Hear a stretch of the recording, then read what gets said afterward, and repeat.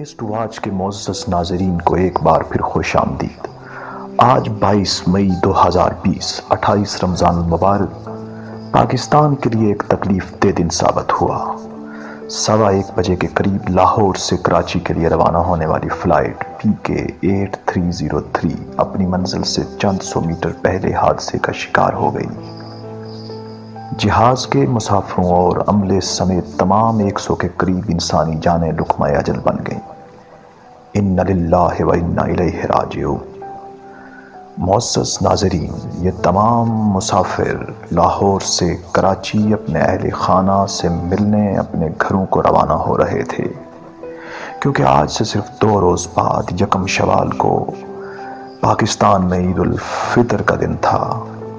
کئی ماؤں نے اپنے بچوں کو بلایا ہوگا کہ بیٹا آئیے گا، اس بار عید اکٹھے کریں گے، مگر کسے کیا معلوم تھا کہ آج کا سفر منزل سے پہلے اختتام پذیر ہو جائے گا۔ کسے کیا معلوم تھا کہ آج ملک الموت ان کے انتظار میں بیٹھے ہوئے ہیں۔ معزز ناظرین، اس طرح کے حادثے سخت تکلیف کا باعث بنتے ہیں۔ بلا شبہ یہ حادثے جہاں اہل خانہ کے لیے بڑے تکلیف دہ ہوتے ہیں، وہاں یہ حادثات آپ اور مجھ سمیت پوری ملت کو بھی افسردہ کر جاتے ہیں۔ جہاز کے کریش کے ایسے حادثات پوری دنیا میں وقوع پذیر ہوتے رہتے ہیں، اور پاکستان کے اندر بھی اس طرح کے کئی حادثات ہوئے جن میں ہم نے کئی ایک قیمتی جانوں کو کھویا۔ مگر غور کرنے کی بات یہ ہے کہ اس طرح کے حادثات کے بعد غیر جانبدارانہ تحقیقات نہایت اہمیت رکھتی ہیں۔ اس بار بھی جس طرح عوامی مطالبہ بھی سامنے آ رہا ہے، میڈیا سے بات کرتے ہوئے کئی ایک لوگوں نے اس بات کا اظہار کیا کہ غیر جانبدارانہ تحقیقات کے نتیجے میں اس بات کو سامنے لایا جانا انتہائی ضروری ہے کہ کہیں کسی شخص کی غلطی یا اس جہاز کی کسی ایسی خرابی کے باعث تو یہ حادثہ پیش نہیں آیا جس خرابی کا علم پہلے سے موجود تھا۔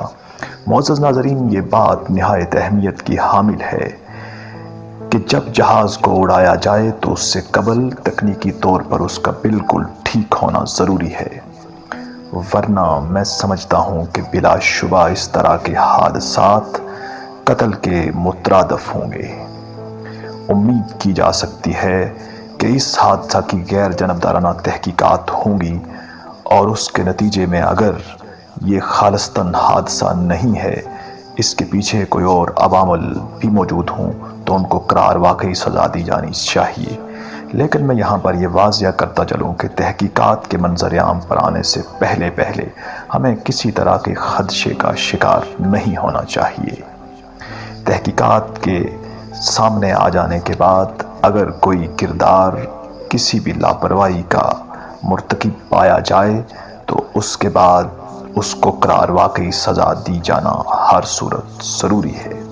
ہم اس حادثے میں شہید ہو جانے والے تمام شہداء کے لواحقین سے اظہار ہمدردی کرتے ہیں اور رب ذوالجلال سے دعا گو ہیں کہ اللہ کریم ان تمام شہداء کے زندگی بھر کے گناہوں کو معاف فرما کر ان کو جنت الفردوس میں اعلیٰ و عرفہ مقام عطا فرمائیں، اور ان کے لواحقین کو یہ عظیم صدمہ برداشت کرنے کی توفیق عطا فرمائیں۔ آمین یا رب العالمین۔